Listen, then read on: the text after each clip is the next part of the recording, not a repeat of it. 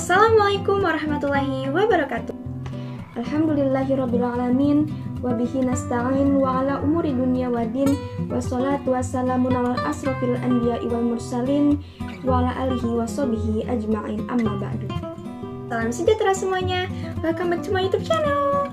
Bagaimana nih kabarnya teman-teman semua? Semoga teman-teman semua selalu berada di dalam lindungan Allah dan dijauhi dari mara bahaya dan malapetaka. Amin, amin ya rabbal alamin. Pada kesempatan kali ini saya nggak akan sendirian teman-teman. Akan ada rekan-rekan dari kelas saya, dari kelas 12 Keagamaan 2 dari Madrasah Aliyah Negeri Purwakarta, lebih tepatnya kelompok 2, yang ingin menge-share ke teman-teman semua atau membagi ilmu kurang lebihnya mengenai mata pelajaran ilmu hadis, mengenai bab 2 yang berjudul tentang mengenal tahrij al-hadis. Sebelumnya kita kenalan dulu deh sama kakak-kakak yang nantinya akan membagikan ilmu mereka mengenai cara mengenal tahrij al-hadis kepada teman-teman semua. Yang pertama ya saya sendiri, yaitu Aulia Syakinah Maulani. Di sini saya sebagai moderator dalam video kali ini. Dan selanjutnya ada Kak Anissa Akila Isma. Nah, teman-teman bisa panggil Kak Anissa atau Kak Akil ya. Kak Akil ini nanti akan membantu teman-teman untuk mengetahui nih apa pengertian dari tahrij al-hadis. Lalu ada Kak Delva Laila Sofia. Teman-teman bisa panggil Kak Delva ya. Nah, Kak Delva ini akan membantu teman-teman untuk mengetahui nih apa tujuan dari tahrij al-hadis. Nah, ada juga Kak Arinda Rosdi Aprilian. Teman-teman bisa panggil Kak Arinda atau Kak Arin ya. Kak Arinda ini akan membantu teman-teman untuk mengetahui nih sejarah dari tahrij al-hadis. Lalu selanjutnya ada Kak Arif Akmal Maulana. Teman-teman bisa panggil Kak Arif ya. Nah, Kak Arif ini akan membantu teman-teman untuk mengetahui nih apa aja sih metode-metode dalam tahrij al-hadis. Nah, yang terakhir teman-teman ada Kak Abdur Rauf. Nah, teman-teman bisa panggil Kak Rauf ya. Kak Rauf ini nanti akan menjelaskan mengenai lanjutan dari metode bagian tahrij al-hadis. Tapi sayangnya teman-teman, Kak Rauf tidak bisa bantu untuk menjelaskan mengenai metode bagian tahrij al-hadis ini karena ada beberapa kendala. Jadi nanti akan dijelaskan oleh saya sendiri. Sebelum kita berlanjut ke video pembahasannya, jangan lupa ya teman-teman untuk klik tombol like, comment, and subscribe. Dan jangan lupa untuk share video ini agar kita terus bisa membagikan ilmu pengetahuan kita kepada teman-teman semua. Dalam bab 2, mata pelajaran ilmu hadis, kelas 12 Madrasah Aliyah itu menjelaskan mengenal tahrij al-hadis. Nah, dalam mengenal tahrij al-hadis itu ada beberapa pembahasan teman-teman. Yang pertama itu adalah pengertian. Apa sih pengertian dari tahrij al-hadis? Mari kita simak video penjelasan dari Kak Akil. Pengertian tahrij al-hadis. Tahrij berasal dari kata akhraja yuhriju yang secara bahasa berarti berhimpunnya dua hal yang saling bertentangan dalam satu persoalan. Ulama-ulama hadis memaknai tahrij dengan yang pertama sinonim kata ikhraj, yaitu mengemukakan hadis kepada orang lain dengan menyebutkan sumbernya, yaitu orang-orang yang menjadi mata rantai hadis itu sendiri. Contohnya, ikhrajahul Bukhari yang artinya Al-Bukhari meriwayatkan hadis dengan menyebutkan sumbernya. Yang kedua, tahrij juga kadang digunakan untuk arti mengeluarkan atau meriwayatkan hadis dalam beberapa kitab. Sedangkan secara istilah, tahrij berarti azul ahadisil lati tuzkara fil musannafati mu'allaqatan ghairu musnadatin wala ma'zuwatin ila kitabin aw kutubin al-kalami 'alaiha tasihan wa tad'ifan wa qubulan wa bayanan ma fiha min al-ilali wa imma bil iktisari 'ala al-azwi wa ila al-usul, yang artinya mengembalikan hadis-hadis dari kitab-kitab yang tidak memakai sanad kepada kitab yang musnad, baik disertai dengan pembicaraan tentang status hadis-hadis tersebut dari segi sahih atau dhaif, ditolak atau diterima, dan penjelasan tentang kemungkinan ilat yang ada padanya, atau hanya tersedar pengembalian kepada kitab-kitab asal. Sedangkan Syuri Ismail mendefinisikan dengan penelusuran atau pencarian hadis pada berbagai kitab sumber asli dan hadis yang bersangkutan, yang di dalam sumber itu dikemukakan secara lengkap matan dan sanad hadis yang bersangkutan. Nah, tadi kan sudah dijelaskan mengenai pengertian tahrij al-hadis oleh Kak Akil. Lalu selanjutnya tuh ada tujuan dari tahrij al-hadis loh teman-teman. Apa sih tujuan dari tahrij al-hadis? Oke, kita langsung simak video penjelasan dari Kak Delva. Tujuan dan manfaat tahriz al-hadis. Tahriz al-hadis bertujuan mengetahui sumber asal hadis yang ditahriz. Tujuan lainnya adalah mengetahui ditolak atau diterimanya hadis tersebut. Dengan cara ini, kita akan mengetahui hadis-hadis yang pengutipannya memperhatikan kaidah-kaidah ulum al-hadis yang berlaku, sehingga hadis tersebut jelas baik usul-usul maupun kualitas. Dapat diketahui banyak sedikitnya jalur periwayatan suatu hadis yang sedang menjadi topik kajian. Dapat diketahui status hadis sahih li dzatihi atau sahih li ghairihi, hasan li dzatihi atau hasan li ghairihi. Demikian pula akan dapat diketahui istilah hadis mutawatir, masyhur, aziz, dan gharibnya, memperjelas hukum hadis dengan banyaknya riwayat seperti hadis dhaif melalui satu riwayat. Maka dengan tahriz kemungkinan akan didapati riwayat lain yang dapat mengangkat status hadis tersebut kepada derajat yang lebih tinggi. Memperjelas perawi yang samar, karena dengan adanya tahriz dapat diketahui nama perawi yang sebenarnya secara lengkap, dapat menghilangkan kemungkinan terjadinya pencampuran riwayat. Memperjelas perawi hadis yang tidak diketahui namanya melalui perbandingan di antara sanad-sanadnya, dapat membatasi nama perawi sebenarnya, dapat menjelaskan sebab-sebab timbulnya hadis melalui perbandingan sanad-sanad yang ada, dapat mengungkapkan kemungkinan terjadinya kesalahan cetak melalui perbandingan sanad yang ada, memberikan kemudahan bagi orang-orang yang hendaknya mengamalkan setelah mengetahui bahwa hadis tersebut adalah makmul atau dapat diterima, dan menguatkan keyakinan bahwa suatu hadis adalah benar berasal dari Rasulullah SAW. Nah teman-teman, dalam tahrij al-hadis juga ada sejarahnya loh. Apa sih kira-kira sejarah dari tahrij al-hadis? Oke deh, mari kita simak video penjelasan dari Kak Arinda. Sejarah tahrij al-hadis. Dalam kegiatan mentahrij hadis muncul dan diperlukan pada masa ulama mutaakhirin. Sedang sebelumnya hal ini tidak pernah dibicarakan dan diperlukan. Kebiasaan ulama mutaqaddimin menurut Al-Iraqi dalam mengutip hadis-hadisnya tidak pernah membicarakan dan menjelaskan dari mana hadis itu dikeluarkan serta bagaimana kualitas hadis tersebut, sampai kemudian datang An-Nawawi yang melakukan hal itu. Penguasaan para ulama terdahulu atau mutaqaddimin terhadap sumber-sumber as-sunnah begitu luas sehingga mereka tidak merasa sulit jika disebutkan suatu hadis untuk mengetahuinya dalam kitab-kitab as-sunnah. Ketika semangat belajar mereka melemah, mereka kesulitan untuk mengetahui tempat-tempat hadis yang dijadikan sebagai rujukan para ulama dalam ilmu-ilmu syara. Maka sebagian dari ulama bangkit dan memperlihatkan hadis-hadis yang ada pada sebagian kitab dan menjelaskan sumbernya dari kitab-kitab sunnah yang asli, menjelaskan metodenya, dan menerangkan hukumnya dari yang sahih atas yang dhaif. Kemudian muncullah apa yang disebut dengan kutub al-tahrij atau kitab-kitab tahrij, yang masyhur diantaranya 1.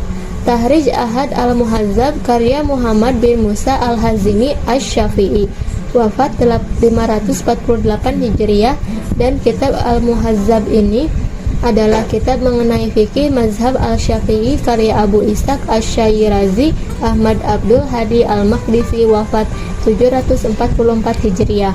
2. Nasib al-Royah li ahadis al-Hidayah li al-Marginani karya Abdullah bin Yusuf az-Zailai, wafat 762 Hijriah. 3. Tahrij ahadis al-Kasyaf li az-Zamakhsyari karya al-Hafiz az-Zailai juga. Ibnu Hajar juga menulis tahrij untuk kitab ini dengan judul Al-Kafi Asy-Syafi fi Tahrij Ahadis Asy-Syafi.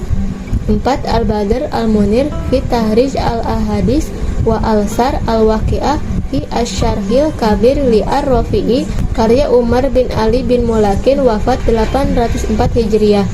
5. Al-Mughni an Hamli al-Asfar fil Asfar fi Tahrij ma fi Ihya min al-Akhbar karya Abdurrahman bin al-Husain al-Iraqi, wafat 806 Hijriah. 6. Tahrij al-Ahadis allati yushiru ilaiha Tirmizi fi kulli bab karya al-Hafiz al-Iraqi juga.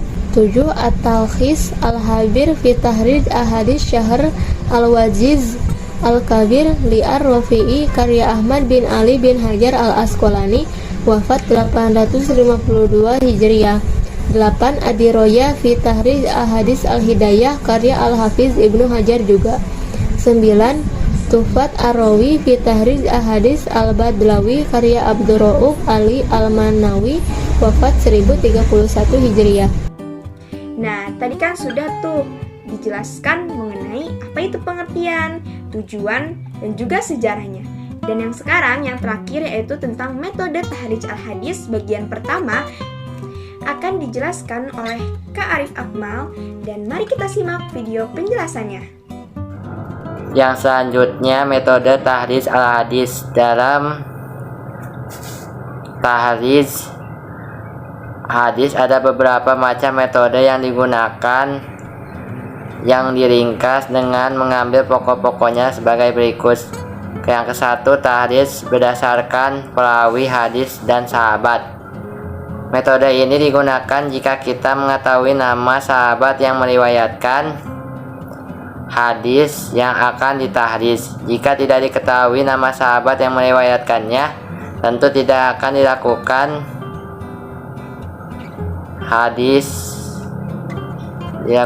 tahrij. Dengan metode ini, untuk mengaplikasikan metode ini diperlukan 3 kitab yang dapat membantu. Kitab-kitab berikut disusun berdasarkan nama sahabat yang meriwayatkan hadis, yaitu A. Al-Musnad atau Musnad. Dalam kitab ini disebutkan hadis-hadis yang diriwayatkan oleh sahabat secara tersendiri. Selama kita sudah mengetahui nama sahabat yang meriwayatkan hadis, maka kita mencari hadis tersebut dalam kitab ini sehingga mendapatkan petunjuk dalam satu musnad dari kumpulan musnad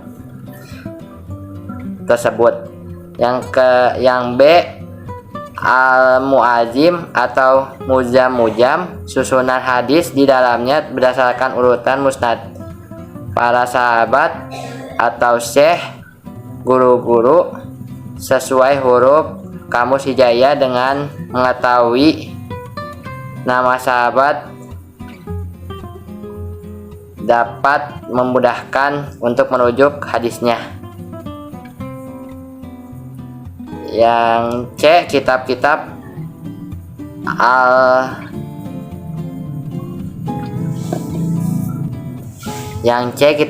Al-Atraf. Kebanyakan kitab Al-Atraf disusun berdasarkan musnad para sahabat dengan urutan nama mereka sesuai huruf kamus. Jika seorang peneliti mengetahui bagian dari hadis itu, maka dapat merujuk pada sumber yang ditunjukkan oleh kitab-kitab Al-Atraf tadi untuk kemudian mengambil hadis secara lengkap. Yang kedua, tahrij berdasarkan permulaan lafaz hadis. Metode ini sangat tergantung pada lafaz pertama matan hadis. Hadis dengan metode ini dikodifikasi berdasarkan lafaz pertamanya menurut urutan huruf hijaiyah.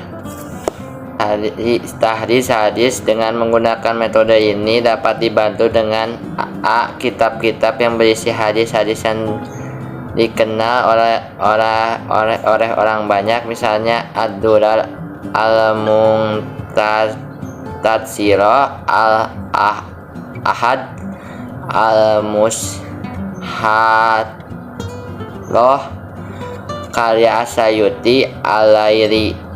Alkitab ini sehingga mendapatkan petunjuk dalam satu musnad dari kumpulan musnad tersebut. Al-Mu'azim atau Mujam, susunan hadis di dalamnya berdasarkan urutan musnad para sahabat, syekh, guru-guru, sesuai huruf kamus hijaiyah. Dengan mengetahui nama sahabat dapat memudahkan untuk merujuk hadisnya. C. Kitab-kitab Al-Atraf. Berdasarkan kitab Al-Atraf disusun berdasarkan musnad para sahabat dengan urutan nama mereka sesuai dengan huruf kamus. Jika seorang peneliti mengetahui bagian dari hadis itu, maka dapat dirujuk pada sumber-sumber yang ditunjukkan oleh kitab-kitab al-asrof tadi untuk kemudian mengambil hadis secara lengkap. Kelebihan metode ini bahwa proses tahrij dapat dipersingkat, akan tetapi kelemahannya adalah tidak dapat digunakan dengan baik apabila nama perawi yang hendak diteliti itu tidak diketahui. Yang ketiga, tahrij berdasarkan kata dalam matan hadis. Metode ini adalah metode berdasarkan pada kata-kata yang terdapat dalam matan hadis, baik berupa kata benda ataupun kata kerja. Dalam metode ini tidak digunakan huruf-huruf, tetapi yang dicantumkan adalah bagian hadisnya sehingga pencarian hadis yang dimaksud dapat diperoleh lebih cepat. Penggunaan metode ini akan lebih mudah manakala menitik beratkan pencarian hadis berdasarkan lafaznya yang asing dan jarang penggunaannya. Kitab berdasarkan metode ini diantaranya adalah kitab Al-Mujam, Al-Mufras, Al-Hadz, An-Nabaw, karya Dr. Arinjan Pensik, seorang orientik yang kebangsaan Belanda, meninggal tahun 1939 Masehi. Kitab ini mengumpulkan hadis-hadis Sahih Muslim, Sunan Tumi'i, Sunan Abu Daud, Sunan Nasai, Sunan Ibnu Majah, Sunan Darimi, Muwatta Malik, dan Musnad Imam Ahmad. Penggunaan metode ini dalam mentahrij suatu hadis dapat dilakukan dengan mengikuti langkah-langkah sebagai berikut. Pertama, menentukan kata kuncinya, yaitu kata yang digunakan sebagai alat pencarian hadis. Kedua, mencari bentuk kata kunci tadi sebagaimana yang terdapat di dalam hadis yang akan kita temukan melalui mujam ini.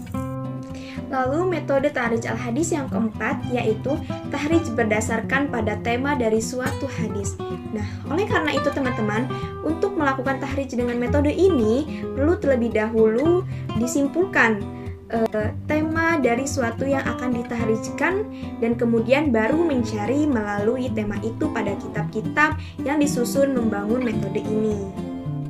Nah teman-teman, dalam kitab Miftah Kunuh As-Sunnah, Fensing mencantumkan 14 kitab hadis yang terkenal, yakni ada kitab Al-Bukhari, Muslim, Sunan Abu Daud, Jami' at-Tirmizi, Sunan An-Nasa, Sunan Ibnu Majah, Mu'awwa Malik, dan Musnad Ahmad. Lalu yang kelima adalah tahrij berdasarkan status hadis. Metode ini memperkenalkan suatu upaya yang baru yang telah dilakukan para ulama hadis teman-teman dalam menyusun hadis-hadisnya, yaitu penghimpunan hadis berdasarkan statusnya seperti hadis qudsi, hadis masyhur, hadis mursal, dan hadis lainnya. Nah teman-teman, di antara kitab-kitab yang disusun atas dasar metode ini adalah yang pertama ada kitab Al-Azhar, Al-Muwattana Ihraf, Al-Akhbar Al-Muta'atirah yang memuat hadis-hadis mutawatir karya dari As-Suyuti. Yang kedua ada hadis Al-Ittihafah Al-Asaniyah Al-Hadad Al-Qudsiyah yang memuat hadis-hadis qudsi karya dari Al-Madani. Selanjutnya yang ketiga ada hadis Al-Maqaid Al-Hasanah yang memuat hadis-hadis populer karya dari Sahwawi.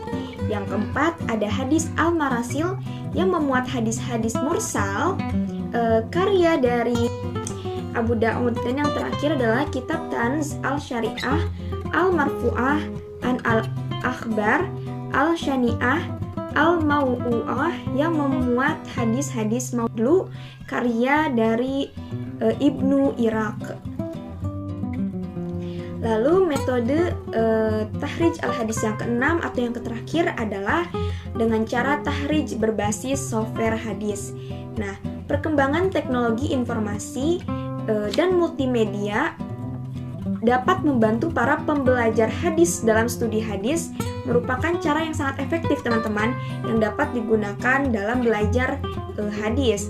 Berikut ada pendeskripsian singkat mengenai beberapa software diantaranya yang dapat digunakan dalam belajar hadis atau tahrij hadis dengan cara mandiri ya teman-teman.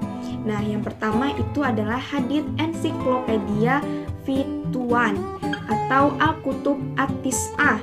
Nah, merupakan aplikasi penelusuran hadis yang dikembangkan oleh Harf, sebuah instansi yang bergerak dalam bidang pengembangan program yang berkedudukan di Kairo, Mesir.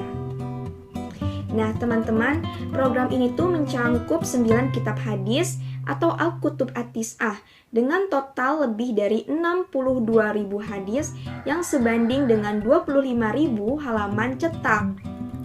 Lengkap dengan penjelasannya. Tapi sayangnya teman-teman, aplikasi ini hanya bisa dijalankan di Windows 7 ke bawah doang. Lalu selanjutnya yang kedua itu ada aplikasi yang namanya Maktabah Syamilah. Nah, merupakan program populer yang banyak digunakan di berbagai lembaga pendidikan agama Islam. Software ini memiliki library berisi ribuan kitab-kitab loh. Dan referensi-referensinya ini teman-teman berbentuk buku atau kitab dalam bahasa Arab dalam kapasitas belasan gigabyte, bahkan ada yang mencapai puluhan gigabyte loh.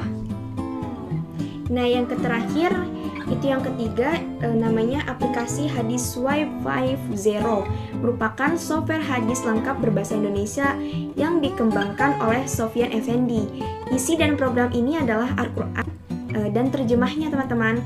Ada juga ringkasan mengenai hadis Sahih Bukhari, juga kumpulan hadis-hadis Sahih Muslim, ringkasan Syariah Arba'in An-Nawawi, dan ada juga kitab hadis Bulughul Maram min Adillatil Ahkam. Nah, yang berisikan 1100 hadis pilihan, sejarah singkat beberapa ahli hadis, dan sejumlah artikel tentang hadis-hadis. Mungkin sekian dari saya dan rekan-rekan saya dalam menjelaskan mengenai tahrij al-hadis. Mohon maaf bila banyak kesalahan dari segi kata dan penjelasan, karena kesalahan itu datang dari kami dan rekan-rekan, dan kelebihan hanyalah milik Allah Subhanahu wa Ta'ala. Sampai jumpa semua teman-teman. Assalamualaikum warahmatullahi wabarakatuh.